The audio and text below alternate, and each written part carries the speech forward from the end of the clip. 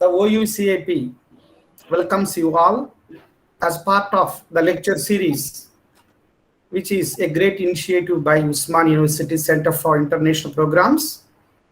As part of OUCAP lecture series today, this is the 12th lecture. In fact, it is a different one. From first to 11 lectures have been related to English literature of different themes. But today, as the OUCAP is the center which looks at the different researchers, especially humanities, so that we thought that the beginning must be done so that we have searched for the right person. And I approached Professor Channabasavaya sir. Sir is with us, and immediately over my phone call, sir has accepted to initiate the lecture series. It is the first lecture in social sciences, and overall it is the 12th lecture. Today, sir is going to talk on public health, national and international security. Coming to the speaker today, Professor Channabasavaya sir, former Dean, Faculty of Social Sciences, and former Joint Director of OUCAP. Sir did his MA in Political Science in the year 1985 from Usman University, then MPhil in African Studies and School of International Studies, that is at JNU, New Delhi, and sir did PhD from Osmania in the year 1998. His areas of interest and research include international relations with special reference to the present day context like nuclear politics, energy security, renewable energy, and other current areas. Apart from academics, Professor Channabasavaya is well-known social scientist. He has good command over many areas apart from academics, and he has a keen interest on many social issues in the modern context.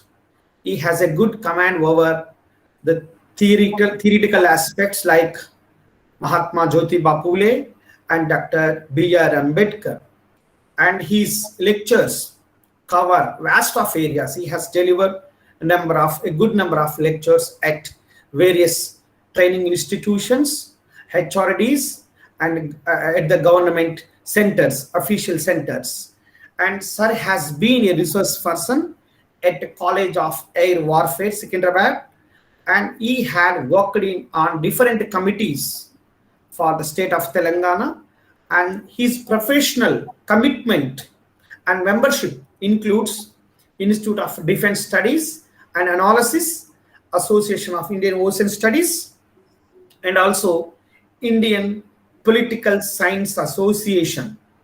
And Professor Channabasavaya has more than 30 years of teaching and research and academic and administrative service. He has a good rapport with many social organizations, events, and he is one of the senior academicians in the state of Telangana. He has a good command over Indian politics, Indian economy, and Indian social structure, and a keen observer on many social issues. And we are very lucky, the OUCAP. At the outset, I extend my heartfelt gratitude to Professor Channabasavaya sir to accept our invitation to deliver a talk.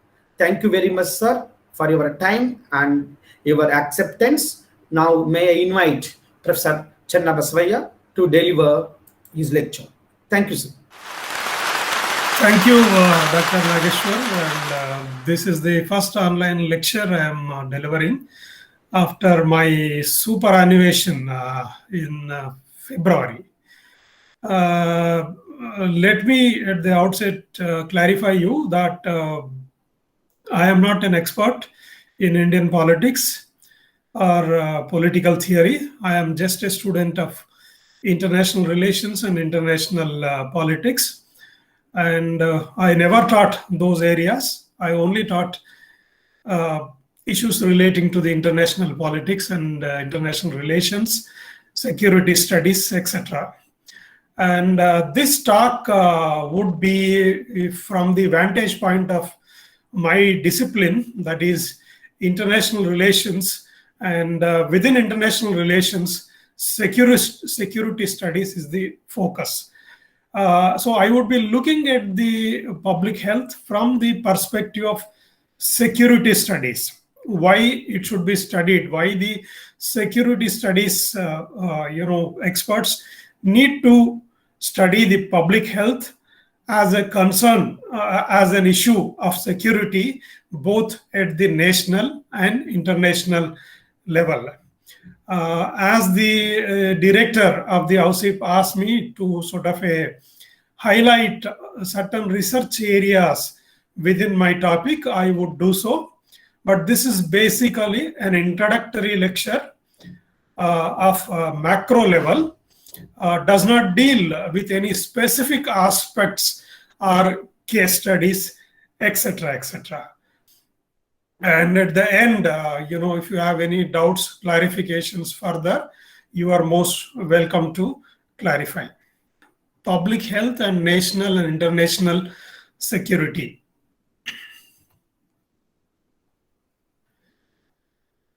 Irrespective of the discipline you belong to, you must have acquired a common knowledge since particularly last 1.5 years that historically pandemics have threatened and impacted both national and international security. The current pandemic, that is the COVID-19, reached almost all the countries, 222 countries on this globe, infecting, as per the WHO statistics of today morning, 18 crore 21 lakhs 99,903, and killing over 39 lakhs 45,641 and counting. So by this time, this number could have been increased.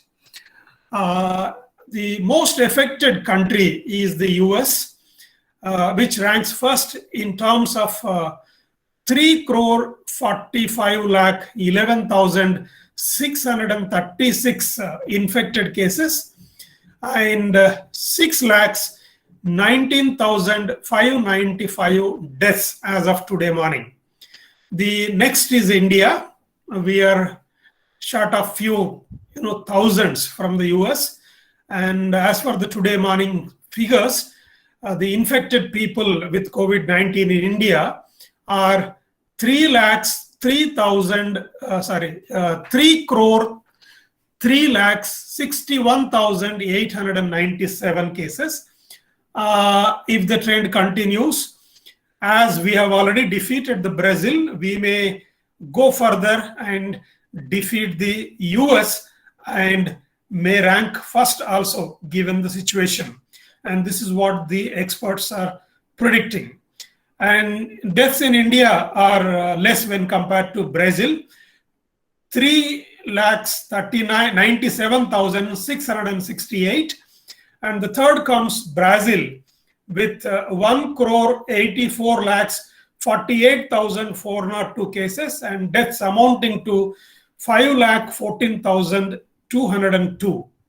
Mind you, all these figures are official figures. There are contestations on the part of the epidemiologist, journalist, who consider that the actual cases and actual number of deaths could be more than this. It may range from the 5% more to 30% more. And this is what newspapers are saying. The other countries, which are infected with this virus more in terms of the first 10 countries include France, Turkey, Russia, United Kingdom, Italy, Argentina, and Colombia. And the remaining others come after these countries. Now, particularly our generation, this is the first global crisis that has influenced the normal life of every single person on earth, interrupting local, regional, global economies, including the individual family economies, plans, cultural and educational institutions, lives, mental well-being and emotional resilience. All these things are, we are all experiencing these things. I need not elaborate on these things further. This crisis has illustrated how interdependent the world is. For example, any war between two countries or three countries may adversely affect that region or those two countries or three countries. But whereas this COVID-19 pandemics, affected the total world. The disruption as a result of the war may be felt locally or regionally, but what we see, the disruption caused by the COVID-19 is global. Now, if you ask the question, does COVID-19 is a wake-up call for humanity? I agree with this thing. I hope you all would agree that this is a wake-up call. But the question has to be posed. Does the ruling elite or governing elite, who are the policy makers of different countries, do they consider this as a wake-up call or not, is the question to be asked. The world has to reflect and to look back at what we thought was normal. Whatever we thought as a normal existence, we need to reconsider our fundamentals. We need to reconsider what is normal today and what would be the normal tomorrow, taking the lessons from this pandemic. So, do we really go back to the previous normal? Or new normals are going to sort of come? And how we need to adjust to the new normals are the things one need to sort of ponder upon. In the context of, the academics of international relations, this would be my focus of presentation. This pandemic has raised some serious questions over the relevance of power notions in global politics, superpower and globalization. It has affected the global politics. It has affected the configuration of the power and its manifestations. It has affected the notions of superpower and the whole process of globalization. And what is required is global inclusiveness. So global inclusiveness is the need of the hour. As the world is interconnected today, instead of, every country has to take up the various moves on its own, but that does not stop or that does not eradicate the coronavirus. What is required is simultaneous responses that benefit mutual interest and able to cope with the global threats, because COVID-19 is a global threat. Now, coming to with this small introduction to my presentation, coming to the actual focus, that is public health as a security issue. If you look at the literature of security studies and also the public health studies, which is a domain of basically the people of medicine, and security studies is a broad social science discipline. Specifically, it is part of international relations. The concept of public health refers to the policy areas in which national security and public health concerns overlap, where both national security issues and public health issues interject. There comes the issue of the public health security. It includes the threats posed by the emerging and re-emerging infectious diseases and biological weapons. We can also include the chemical weapons and nuclear weapons, but when compared to biological weapons, the impact felt by the chemical weapons and nuclear weapons would be local, regional, and maybe certain chunk of the people in that area get more affected, it may not be a communicable kind of a thing. Whereas biological weapons are, they may result in the communicable diseases and spread throughout the areas, regions, and the world as a whole.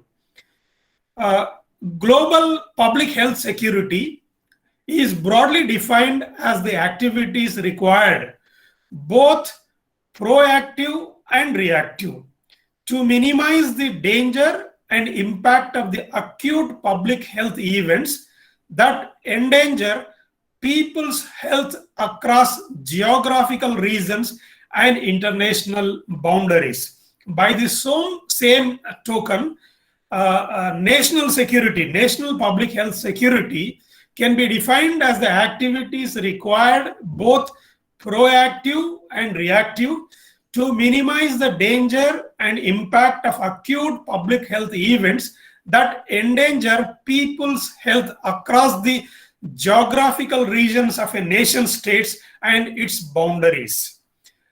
So because the movement of bacteria and viruses that cause disease outbreaks are not constrained by the national borders, so each outbreak potentially can become a global reach. So we may say that in the beginning, it was in the 19th century, it was called as Spanish flu because it was originated over there, and initially, and even now, some people talk the COVID-19 as a Wuhan virus or Chinese virus. But it is not restricted to Wuhan or China, but it is a global phenomena, and it is getting mutated in different countries, and various, alpha, beta, gamma, delta, whatever, A to Z, we have, and those varieties have come, and they are adding plus, plus, etc., etc. So all these pathogens, they are not constrained by the national boundaries. They would spread across the globe. Particularly in the highly interconnected and readily traversed global village, as a result of the globalization process, particularly from the 1990s onwards, we see that the whole world has become a global village in the contemporary period.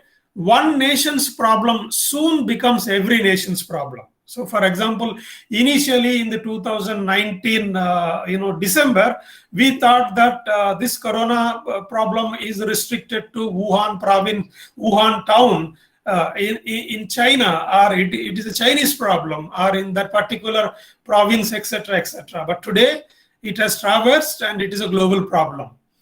So, whether naturally occurring or intentionally inflicted through biological weapons or accidental fallout. So today we have these three theories that COVID-19 is a natural phenomena. There are arguments in support of this thing. There is also argument which is in circulation that is intentionally inflicted by the China. There are arguments again in support of these things. And there are also arguments that this accidental fallout in the this Wuhan virology laboratory, which is not only funded by the China but the various developed countries like USA, Germany, European Union, etc., etc. So we have all these three theories, but what is the genesis is yet to be known. I'm not going into those controversies. These microbial agents can cause illness, disability, and death in individuals while disrupting the entire population's economies and governments. This we can see since more than 1 year. The history of epidemics and pandemics clearly demonstrates the fact that they often are more damaging to the populations and economies of nations than any would be military or terrorist attacks. So any military attack by another country or a terrorist attack, the impact would be felt in that area or that region or that country. But whereas the effect of the epidemics and pandemics would be felt over regional level and at the global level.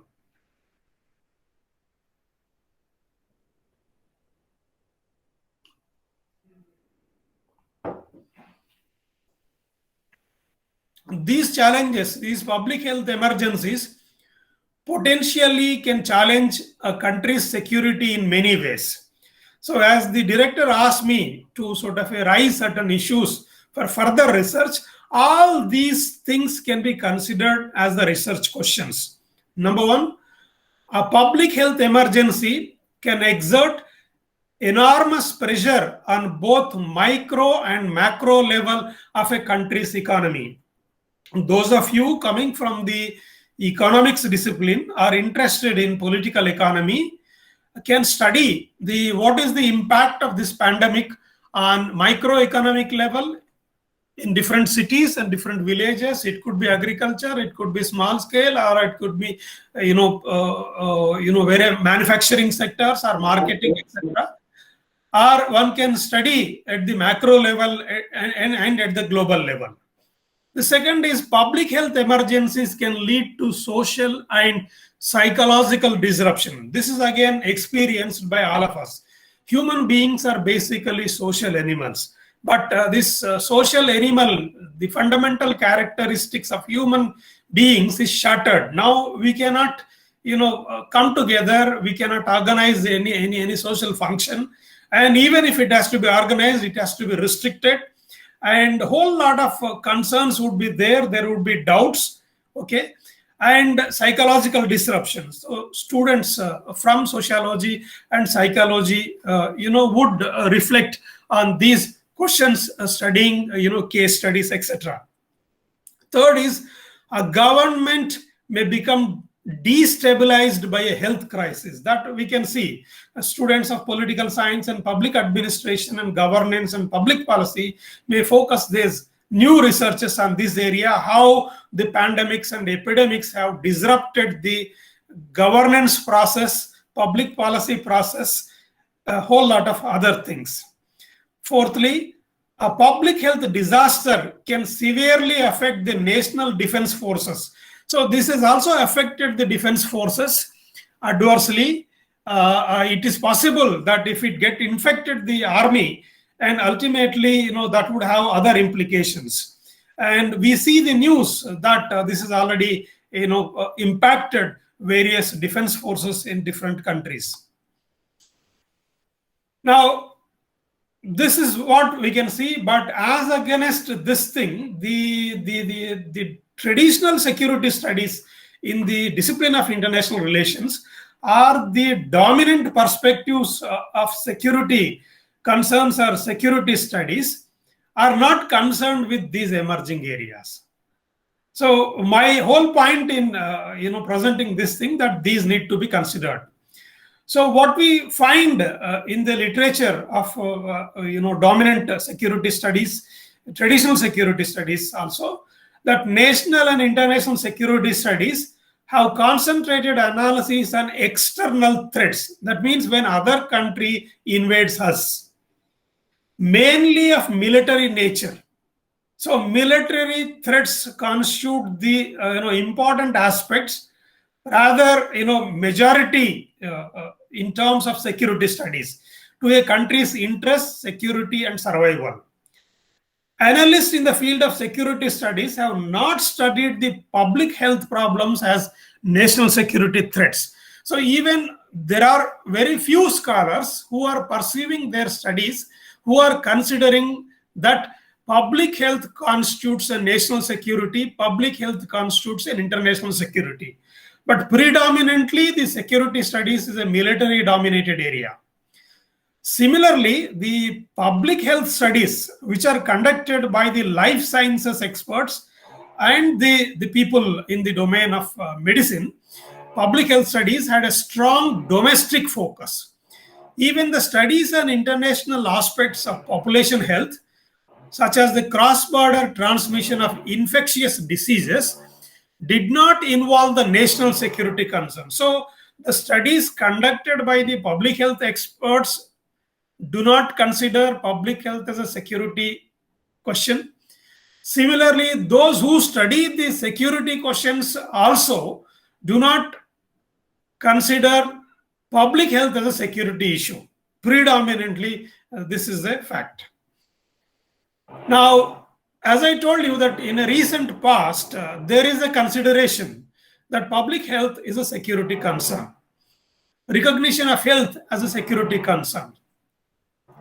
The first development that began to bring health and security together was the general broadening of the security studies in 1980s, particularly from the post-Cold War period and in the 1990s, with the consideration that not only military, there are non-military security threats which can threaten the security of the country, which can threaten the security of the internationally whole globe, okay, such as environmental scarcity, environmental degradation, the spread of disease, overpopulation, mass refugee movements, nationalism, terrorism, and nuclear catastrophe.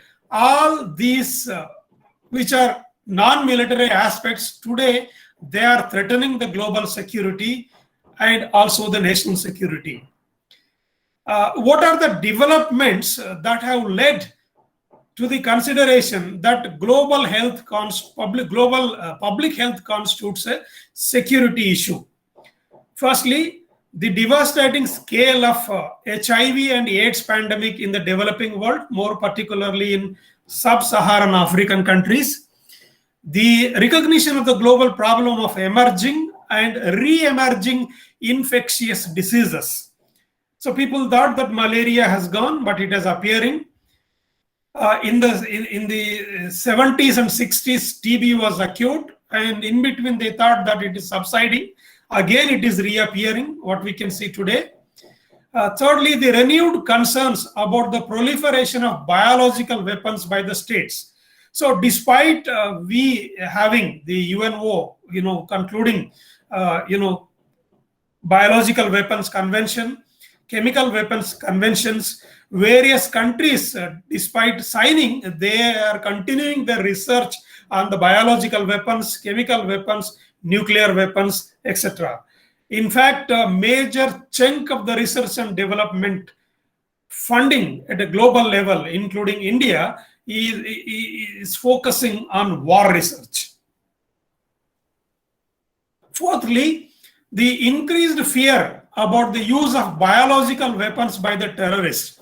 Now, it may not be easy for the terrorists to manufacture a nuclear bomb, but even that is possible, as it is being said that small nukes or suitcase bombs, etc., with the fission materials, terrorists have already laid their hand over these technologies. But biological bombs, biological weapons would be easy to carry, provided you have certain laboratory, certain knowledge about various chemicals, viruses, etc., and that is possible. And if they do these things, and artificially pandemics may be created. Fifth one, SARS outbreak in 2003, H1N1 pandemic in 2009, and an Ebola outbreak in 2014. But all these things have affected certain regions of the world, like Ebola affected basically West Africa, to a certain extent Central African region, but it has not become a global phenomena like COVID-19. Sixthly, more than 13 new infections have been identified in the last 25 years. These are latest, these are new, which were not there earlier. Some existing ones have re-emerged. So scientists have thought that these have disappeared, but they have re-emerged.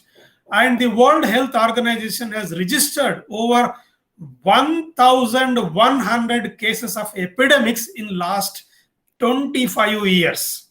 So these many cases of epidemics, and the number may increase in future. This is what WHO cautions us.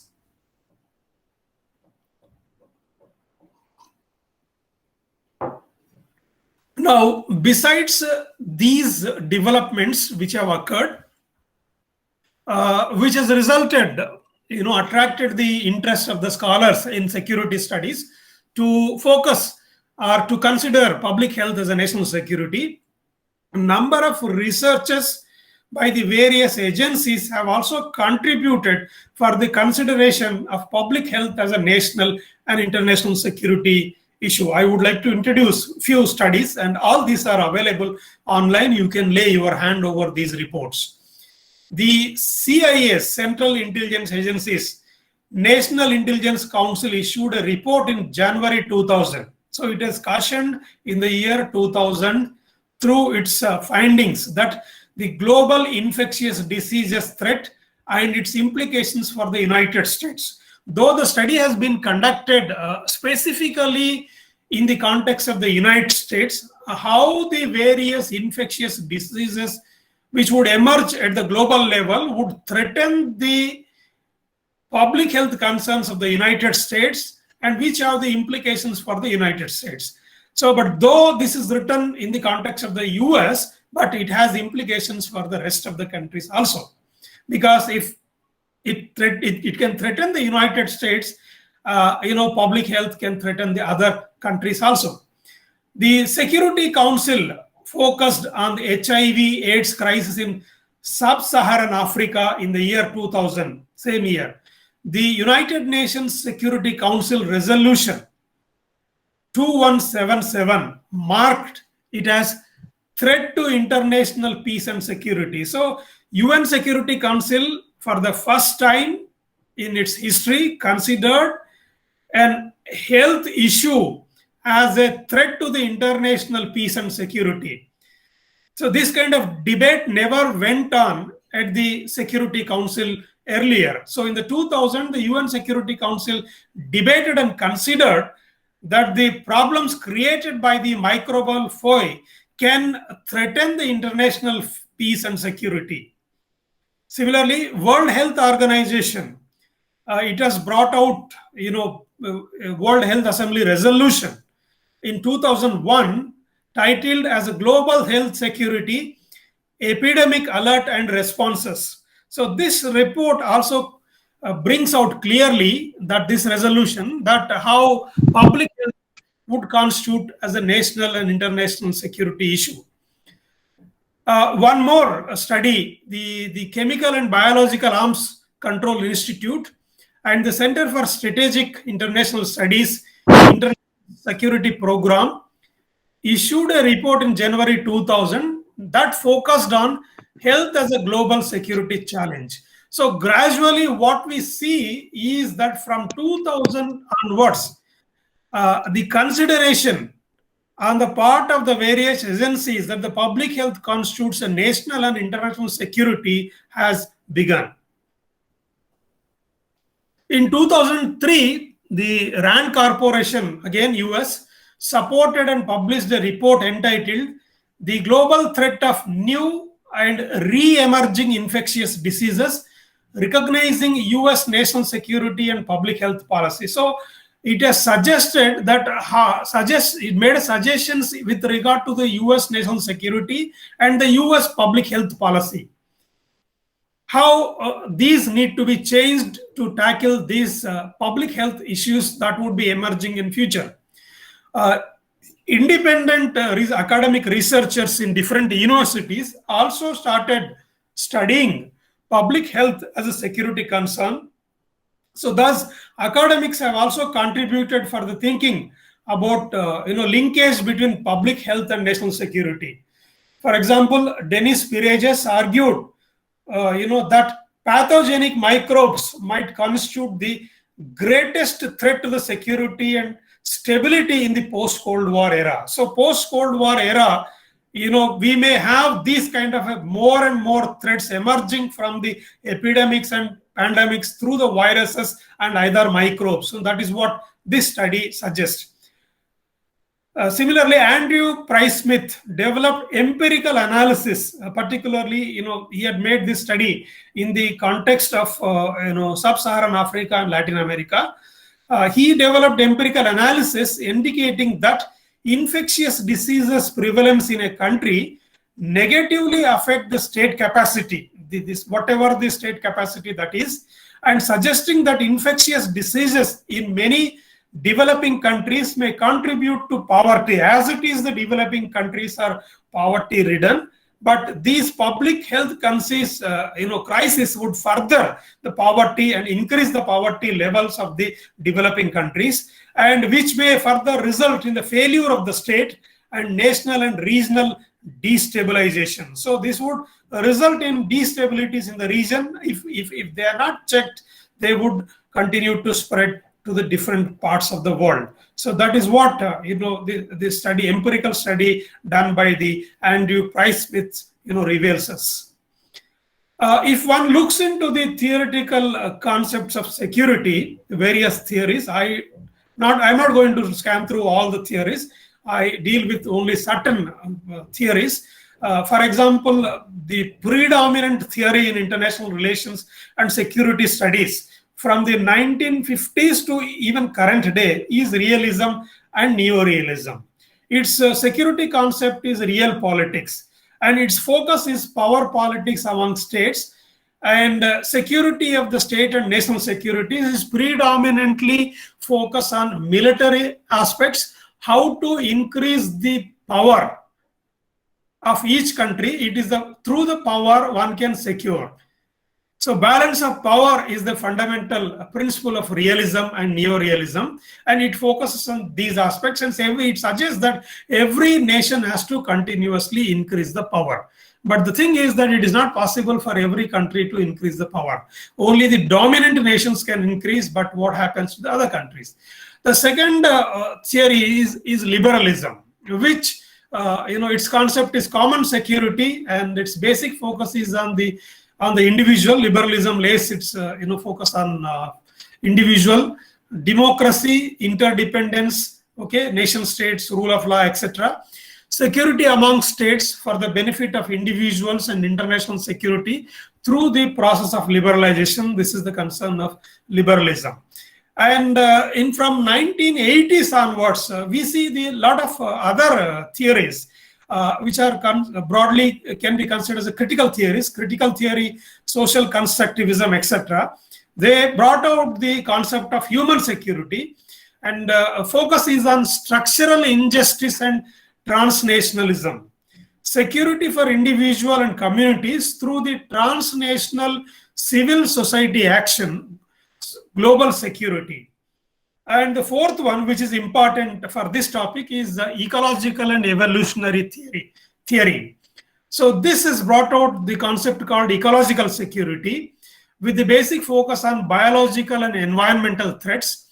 And its objective is to sustainable equilibrium between the natural environment and pathogens and human populations. So it brought out the concept called epidemiological security. So to deal with the pandemics and pandemic security, and this theory is more relevant than the others. We shall focus on this theory a little more. The traditional perspectives on international relations, the realist, liberal, critical schools of thought offer little policy guidance in dealing with the issues of global health security issues. As a perspective on security, ecological security is more broader than the human security also. Human security is broader, no doubt about it. But ecological security is more broader than the human security, because it looks not only at the human populations on a global scale, but also the macro and micro natural environments in which the human populations live. So hence, ecological security is a holistic concept. Ecological security is also broader than human security because its scope incorporates the insecurity of not only the living beings, but non-human living species also, and non-living natural resource on a global scale. All interconnectivity of all these things are essential for ecological security. In terms of infectious diseases threats, ecological security promotes more effective international management of the epidemiological consequences of globalization. So, for example, the Spanish flu could affect only for a short period of time only certain countries rather than the whole globe. Similarly, but today, as a result of the globalization process, COVID-19 has affected the whole globe. So hence what is required in the both domains of public health as well as international relations and security studies is to conduct the studies on epidemiological security, which is broadly part of the ecological security. So hence ecological approach echoes writers who focus not on the security dilemma among the states. So realists and neo-realists basically concern the security dilemma of the state. But whereas the ecological security concerns focus a more wide-ranging planetary security dilemma that constitute a crisis originating not in a competitive game between states. So realism, neo-realism consider the global security and national security are result of the competitive games between the countries, the games nations play, rather than that its source is a cooperative game against the nature. So what is happening in the current ecological and environmental crisis is that all the countries are cooperating against the nature, despite various kinds of threats that are being posed by the nature. According to Sarah Glasgow and Pirages, ecological security for any human population depends on maintaining evolutionary equilibrium. Equilibrium is essential in 4 relationships that produce 4 security modes. These include, number 1, between the human populations and the sustaining physical environment, environmental security. So this is what ecological security looks at. Second is between the human populations and those of other species security. But not only human security, but human security has to be linked to the other species. Among the human populations sharing the same ecosystem and military security. How the military aspect of security threaten the ecological security also. There are studies how the military and military preparedness and military research and military production causing the adverse impact on the ecological security. Between human populations and pathogenic microorganisms, micro security. These are the 4 different modes of ecological security which are related to the contemporary situation. Now, how to address health challenge as a security threat? The question is how to address the health challenge as a security threat. Number 1 is identifying the health threats and governing the health threats. This is very important. Identifying the health threats and governing the health threats. That is, as it is being said, prevention is better than the cure. So we need to identify the health threats beforehand and develop the governance and policy process to check these things. So what does this involve? This involves timely gathering of disease intelligence. Mind you, this is a concept which has been there. It is not new, but countries are not focusing on this. Disease intelligence. We have the various intelligence. Like, externally we have the RA and America has CIA, Mossad, Israel, etc. And at the domestic level, there are various intelligence agencies which basically focus on crime, threat to the security arising from the maybe terrorist activities or various other things. But health as a threat and considering the health intelligence, this concept has been there, but the focus is not being given by the various states, including India. There are departments, but they are not working. Maybe there is a failure, there is no recruitment, there is no focus. But it is a time that these concepts need to be developed. Now, the health intelligence, which can inform the policymakers, like if something is going to happen tomorrow or down the line some days, these intelligences inform the police and the state, or there is a possibility, etc. Likewise, health intelligence can inform the policymakers about the nature of the risks.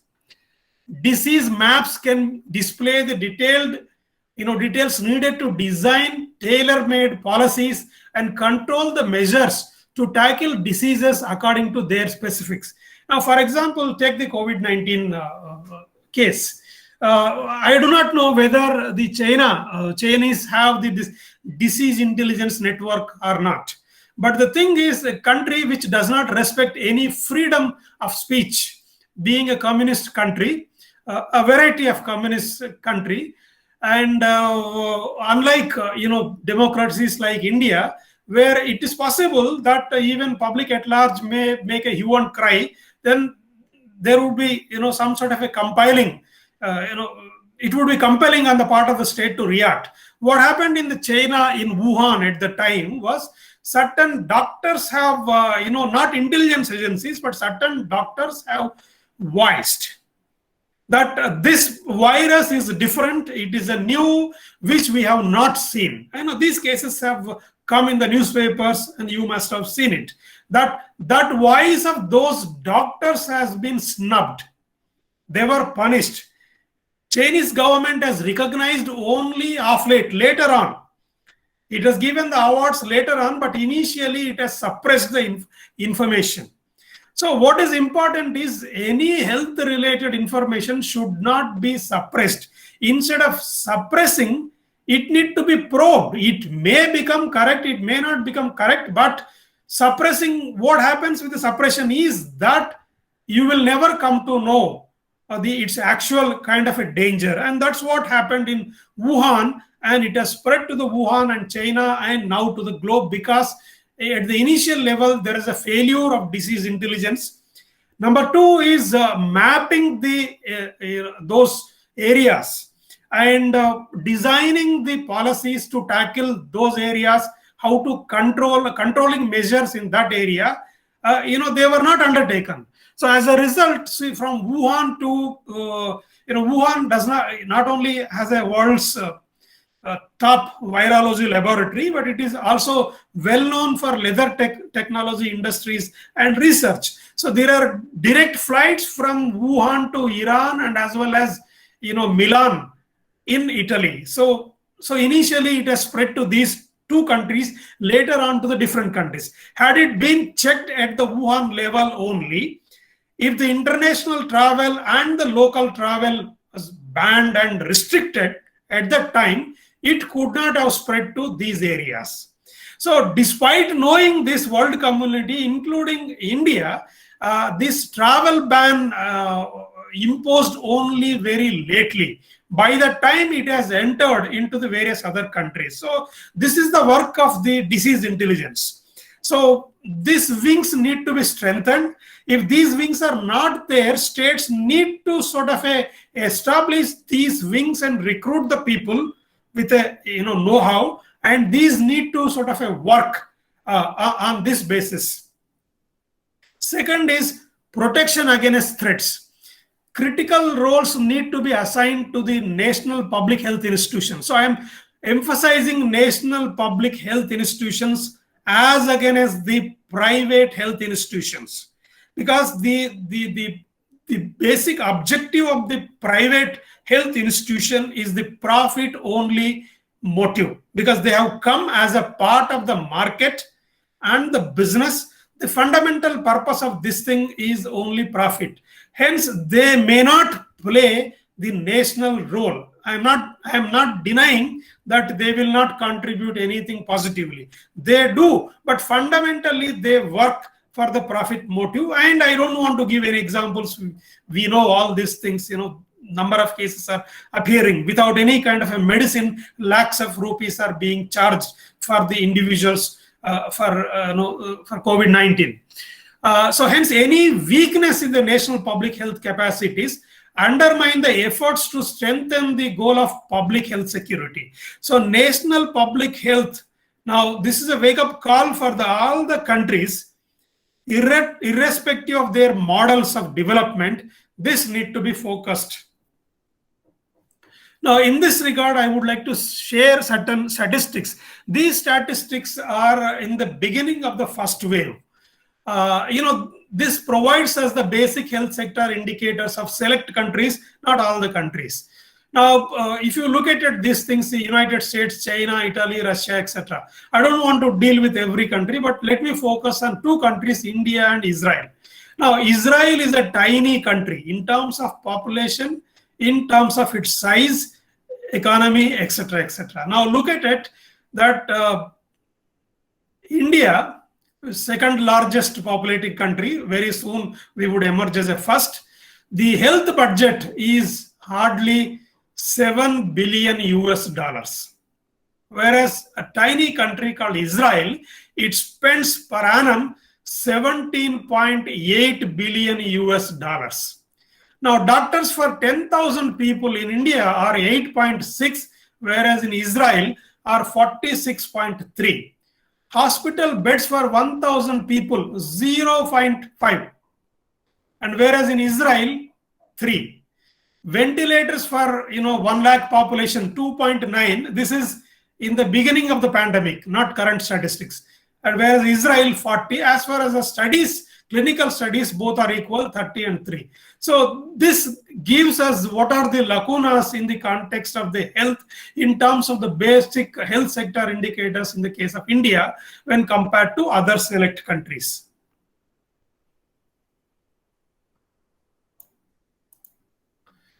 Now, Global Catastrophic Biological Risk Index 2019. So this is again available online. You can lay your hands. So I'm not going to whole report. I will deal with only the basic aspects. This is a global problem. In terms of category of biosecurity, 81% of the countries in the world have a low score. Countries with medium score are hardly 15%. Countries with high score are 4%, basically developed countries and Scandinavian countries. National Public Health Emergency Preparedness and Response Plan, 70% of the countries have scored least. And medium level only 19% countries, and high only 11 countries. Emergency response operation in the event of threat, that means 95% of the countries do not have emergency plans in the event of any kind of future epidemics or pandemics, etc. And that we have seen in the case of the COVID-19. Countries with high score are 5%. We don't have medium category in this regard. System for dispensing medical countermeasures during the public health emergency, 89% have scored low. Again, medium nil, 11% with high score. So what we see with this table is that great majority of countries are not prepared for the biological risks or biological catastrophes that would emerge. Scientists are saying that present COVID-19 is not the end. In future, some other forms may come. For example, coronaviruses have been there since very many years. COVID-19 is a particular phenomena. In future, maybe COVID-2029 would come in future, one doesn't know. And another study, again, this is available, the Global Health Security GHS Index 2019. This is brought out by the Johns Hopkins University, which says that the national health security is fundamentally weak around the world, throughout the world, irrespective of the developed and the developing world. There would be relative differences, of course. No country is fully prepared for the epidemic or pandemic, and every country has important gaps to address. And that is the reason which we see that even developed countries are facing acute crisis. Secondly, countries are not prepared for globally catastrophic biological events like COVID-19. There is little evidence that most countries have tested important health security capacities or shown that they would be functional in crisis. So these parameters are given by the WHO, but those are not being tested and not being prepared by the national governments. Fourthly, most countries have not allotted funding from the national budgets to fill the identified preparedness gaps. Even the developed countries, their health budgets may be relatively high, but to cater to the epidemics and emergency threats, there is no preparedness, and they are not spending much money on the health intelligence, disease intelligence, etc. Fifthly, more than half of the countries face major political and security risks that could undermine the national capability to counter the biological threats. This is more relevant to the sub-Saharan African countries. Most countries lack foundational health system capacities vital for the epidemic and pandemic response. That is, health foundations have to be strong in order to deal with any emergency situation, epidemics and pandemics. So those foundations itself are weak in many countries. Coordination and training are inadequate among veterinary, wildlife, and public health professionals and policymakers. So, see, what is happening is that increased specialization has resulted in compartmentalization of the knowledge. For example, earlier doctors, but just holding your nerve in the hand, they would tell everything. May not be exactly, but they would sort of a sense. So now what happens is that we have the micro specialization. I'm not saying that micro specializations are bad. Those expertise is required, but at the same time, interdisciplinary, multidisciplinary kind of researches are important. So this is what we talk about social sciences, but even in the life sciences and medical sciences, it is important, because these zoonotic diseases which emanate from the animals, so hence there is a need for a coordinative studies between veterinarians and as well as the doctors. So those kind of studies are very less are lacking. So hence there is a need. This index says that veterinary, wildlife, and public health, these interdisciplinary studies need to be conducted. And lastly, improving countries' compliance with the international health and security norms is essential. So these norms are brought out by the WHO, but those need to be developed and stick to. To be more specific, treating infectious diseases, epidemics, pandemics, current COVID-19 as a national security issue. So despite these development, today no nation and the world is considering this as a national or international security issue. So considering the national security issue and international security issue would make the battle against it more organized form.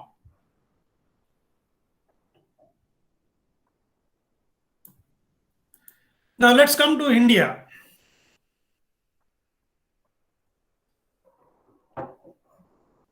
Global Health Statistics 2019, and what is the India's score in this survey of 195 countries?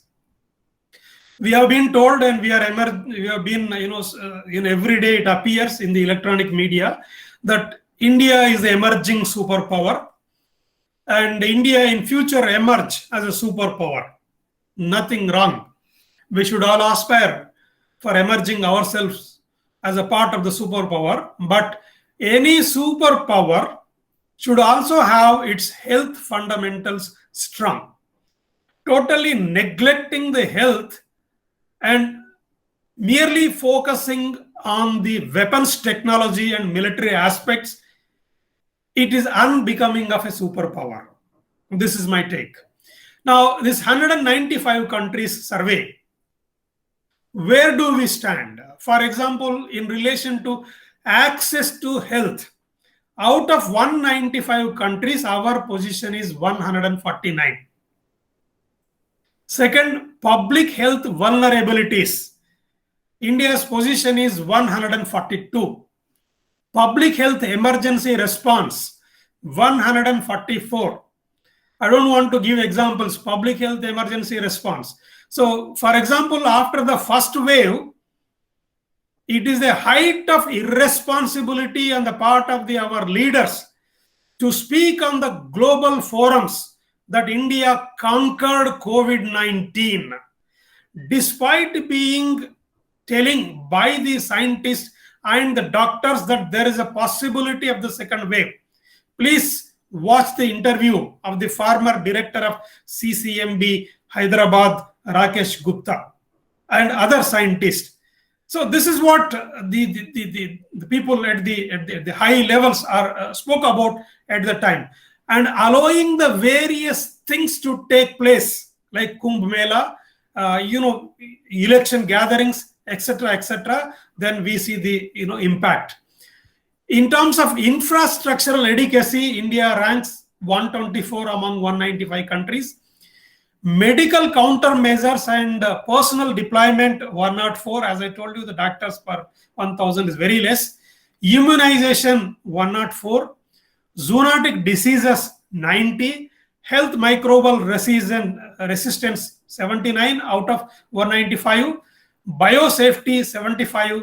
Real-time surveillance and reporting, response planning, this is a little better when compared to other 67. But despite real-time surveillance and reporting by the scientists and the doctors, but the government has not responded in the case of the at the time of the end of the first wave and the beginning of the second wave. So third aspect to tackle health as a security issue, the emergence of new global conditions for which existing approaches are inadequate. So what is going to emerge as what is being emerging? See, the existing approaches to deal with the security concerns are inadequate, including at the public health level. These include challenges of providing medical aid and humanitarian intervention. According to the UN World Food Program, the coronavirus pandemic has increased the number of people suffering from hunger. It is projected to raise the number of people suffering from acute hunger this year to 265 million. And we have seen the plight of the migrant labor last year. I don't want to give any examples. We have all watched the televisions, read it, and personally seen them the plight. Even today, despite the advice of having measures like community kitchen to provide to feed these migrant labor, unfortunately at the government national level and at the state level, we don't see any kind of a policy initiatives with regard to these things. Number 4, engagement of new thinking, new actors, including military establishments, is required. The coronavirus pandemic has overturned many assumptions about the current world order. As a matter of urgency, it is time to revisit the principal international security. So the way security, national security and international security being perceived by the scholars and the statesmen need to be re-looked at, and new policy initiatives are required. And this is the last slide. The COVID-19 teaches us that the hierarchy of global security threats is changing rapidly. And we are dealing with radically new enemies that calls for a fundamental change in our security priorities. So, but what we see at the global level, including India, is at the top of the hierarchy, weapons, military occupy the priority or summit position, whereas the public health somewhere down the line. So, but this COVID-19 teaches us that this hierarchy is changing and we need to rethink about these things. So what are our security priorities that have to undergo change at the global and at the national level? National security should no longer be identified solely by a country's military capabilities. Now, for example, in terms of military capabilities, the lone superpower US, top military power in the world, when it comes to the pandemic, it could not protect the interests and the health of its individuals and its citizens, etc. So hence, so security of the individuals and the country should not be defined solely in terms of military capabilities. Nuclear arms and other modern weapons are unable to combat the pandemics. Climate change, uncontrollable migration, and other challenges faced both by the humanity as a whole, each country and individually.